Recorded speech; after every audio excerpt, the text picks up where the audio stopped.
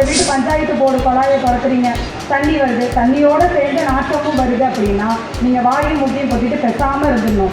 பக்கத்தில் உள்ள பஞ்சாயத்து போர்டில் போய் ஒரு கம்ப்ளைண்ட்டை கொடுத்துருவோம் அப்படின்ட்டு போனீங்கன்னா அதில் எதையோ கலந்தது நீங்கள் தான் சொல்லிட்டு உங்களையே குற்றவாளி கூண்டில் ஏற்றி உங்கள் மேலேயே ஒரு கேஸை போட்டுருவோம். சரி, வெளியே கோவில் குளம், ஏதாவது மருத்துவமனை இல்லை சுற்றுலாத்தலம் எங்கேயாவது போனீங்க அப்படின்னா அங்கே உங்களுக்கு ஒரு பாதுகாவலரை பிடிக்கலன்னா நீங்கள் எதுவுமே செய்ய வேண்டாம், நேராக காவல் நிலையத்துக்கு போயிட்டு வாய்மொழி கம்ப்ளைண்ட்டே போதும் கொடுத்தீங்கன்னா என்னை வந்துட்டு அவதூறாக பேசிட்டாங்க, என்னோட நகையெல்லாம் வந்துட்டு திருடிட்டாங்க, எனக்கு அவங்க மேலே சந்தேகமாக இருக்குது அப்படின்னு ஒரு வாய்மொழி கம்ப்ளைண்ட் கொடுத்தாலே போதும். நாங்கள் ஒன்றும் பண்ண மாட்டோம். அங்கேருந்து அவங்கள 4 பேர் வந்து அலேட்டாக தூக்கிட்டு போயிட்டு அடித்து உதச்சி கொன்று அவங்கள போஸ்ட்மார்ட்டமும் பண்ணி கொண்டு போய் பத்திரமா வீட்டில் ஒப்படைச்சிருவோம். மறுநாள் காலையில் மாடலோட தந்தை இருக்கிறாருல, அவர் ஃபோன் அடிச்சேம்மா எதுவும் கவலைப்படாதீங்க, நடந்தது போச்சு அப்படின்னு சொல்லிட்டு உங்கள் இளைய மகனுக்கு ஒரு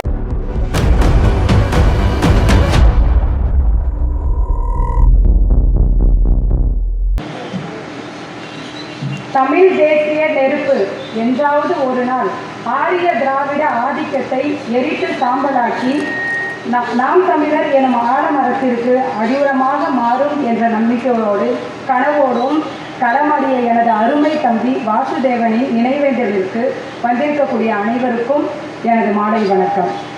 கடந்த 4.25 வருஷமாக நம்மளையும் நம்ம தமிழ்நாட்டையும் ஆட்சி செஞ்சுக்கிட்டு இருந்த தலைவர், திராவிட மாடலின் தலைவர், நம்ம என்னெல்லாம் மக்களாகிய நம்ம என்னெல்லாம் செய்யணும், என்னெல்லாம் செய்யக்கூடாது அப்படிங்கிறது வந்துட்டு அவர் சொல்லியிருக்காரு, அவர் நமக்கு சொல்லி கொடுத்துருக்காரு. அதுபடி தான் நம்ம செய்யணும். அதை தாண்டி நம்ம ஏதாவது செஞ்சோம்னா அதுக்காக தண்டனையை என்னங்கிறதே அவர் செஞ்சே காமிச்சிருக்காரு. ஒன்றும் இல்லை, உங்கள் வீட்டு பஞ்சாயத்து போர்டு குழாயை திறக்கிறீங்க, தண்ணி வருது, தண்ணியோடு சேர்ந்து நாற்றமும் வருது அப்படின்னா நீங்கள் வாயும் முட்டியும் கொட்டிட்டு பேசாமல் இருந்துடணும். பக்கத்தில் உள்ள பஞ்சாயத்து போர்டில் போய் ஒரு கம்ப்ளைண்ட்டை கொடுத்துருவோம் அப்படின்ட்டு போனீங்கன்னா அதில் எதையோ கலந்தது நீங்கள் தான் சொல்லிட்டு உங்களையே குற்றவாளி கூண்டில் ஏற்றி உங்கள் மேலேயே ஒரு கேஸை போட்டுருவோம்.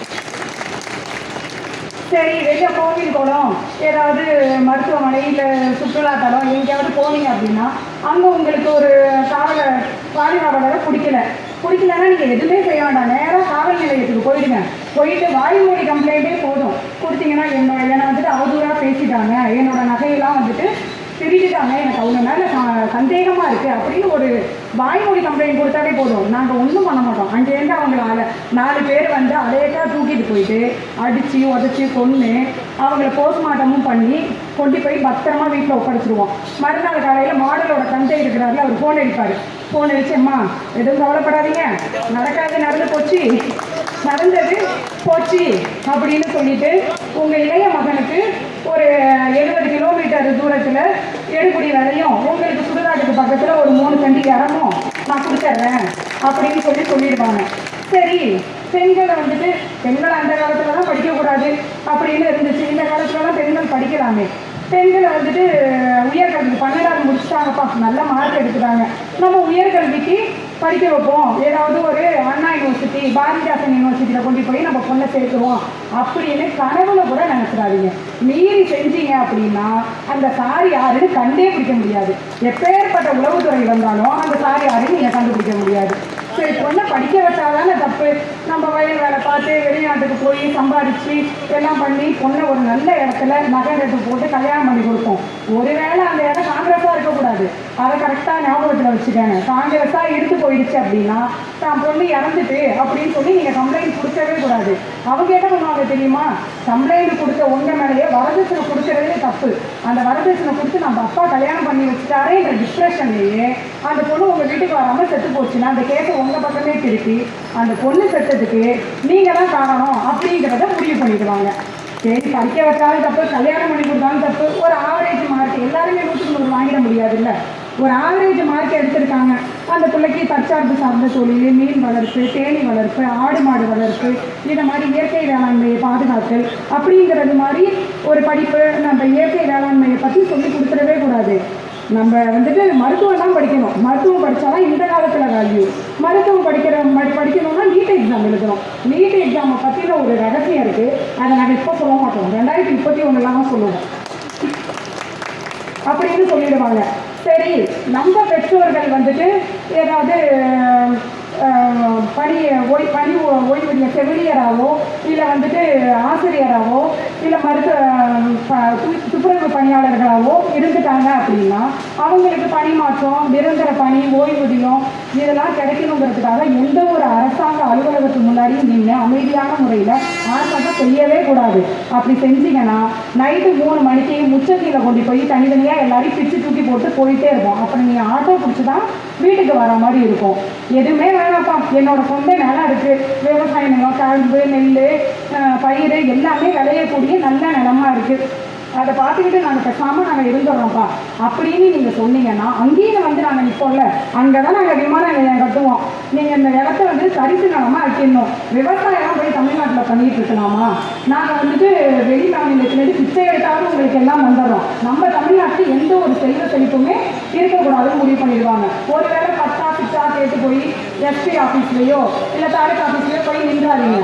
அப்படி கேட்டு மனு கொடுத்து நின்றுட்டீங்க அப்படின்னா எப்போதான் நீ மனு கொடுக்க வரலான்னு 3 பேர் உங்களையே அடிப்பாங்க. சரி, இவங்க நம்மளை தாக்குறாங்க அப்படின்னு சொல்லி கம்ப்ளைண்ட் கொடுக்க போனீங்க அப்படின்னா அவங்க 3 பேரையும் ஹாஸ்பிட்டலில் வச்சு கவனிச்சுட்டு உயர் அதிகாரியை நீ தான் அடிக்க வந்த அப்படின்னு ஓமையிலே கம்ப்ளைண்ட் பண்ணி 180 உள்ளே போட்டுருவாங்க. சரி, மக்கள் எதெல்லாம் செய்யக்கூடாது அப்படிங்கிறத சொல்லிட்டேன். ஆனால் திராவிட மாடல் நாங்கள் என்னெல்லாம் செய்வோங்கிறத சொல்லணும்ல.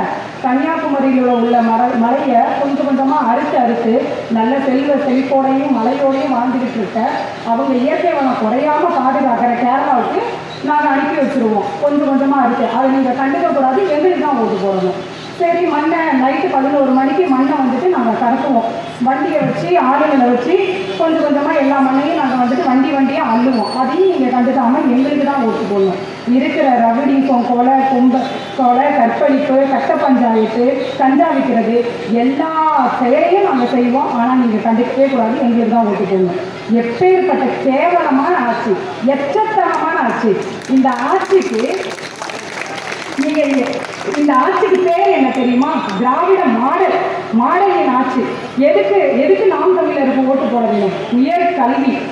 இந்த இடம் எங்களுக்கு சிக்கிச்சு, எங்கள் அண்ணன் செட்டு அப்படிங்கிறது மாதிரி எங்கள் அண்ணனுக்கு இந்த இடத்த கொடுக்கறதுக்கு உயர் கல்வி, இலவச மருத்துவம், இயற்கை வேளாண், தூய குடிநீர், எதிர்கால தலைமுறையின் நிம்மதியான வாழ்க்கை, வாழும் இடமே சொர்க்கம், ஏர்கூட்டி வயல் கண்டு நீர் நிறுத்தி உலகத்தில் உள்ள அனைவருக்கும் உணவளிக்கக்கூடிய விவசாயிகளை பாதுகாக்கும் செந்தமிழன் சீமான் அண்ணனின் சின்னம் விவசாய சின்னத்துக்கு வாக்களிக்குமாறு அனைவரையும் வேண்டி விரும்பி கேட்டுக்கொள்கிறேன். மன்னார்குடி ஆட்டோ ஓட்டுநர்களாக ஒன்றே சொல்லிக்க விரும்புகிறேன். நீங்கள் வந்துட்டு ஆட்டோ எடுத்துகிட்டு உங்களை யாராவது சவாரிக்கு கூப்பிட்டாங்க அப்படின்னா நீங்கள் அங்கே போய் இருந்துட்டு ஆட்டோவையும் அங்கேயே விட்டுட்டு திரும்ப வந்துடுங்க. ஏன் சொல்கிறேன் அப்படின்னா, அவங்க மறுநாள் கால் பண்ணி எனக்கு இந்த மாதிரி எந்த பொருளும் தொலைங்க, நான் எங்கள் வீட்டில் எல்லாம் சேஃபாக இருக்கு, நீங்கள் வந்து ஆட்டோவை எடுத்துகிட்டு போங்க அப்படின்னு சொன்னால் மட்டும் நீங்கள் போய் ஆட்டோவை எடுத்துருவாங்க. அதுக்கு முன்னாடி நீங்கள் போனீங்கன்னா நான் எதுக்கு சொல்கிறேன்னு புரிகிறவங்களுக்கு புரியும், புரியாதவங்க புரிஞ்சவங்கள்ட்ட கேட்டு தெரிஞ்சுக்காங்க. நான் பண்ணுவேன்.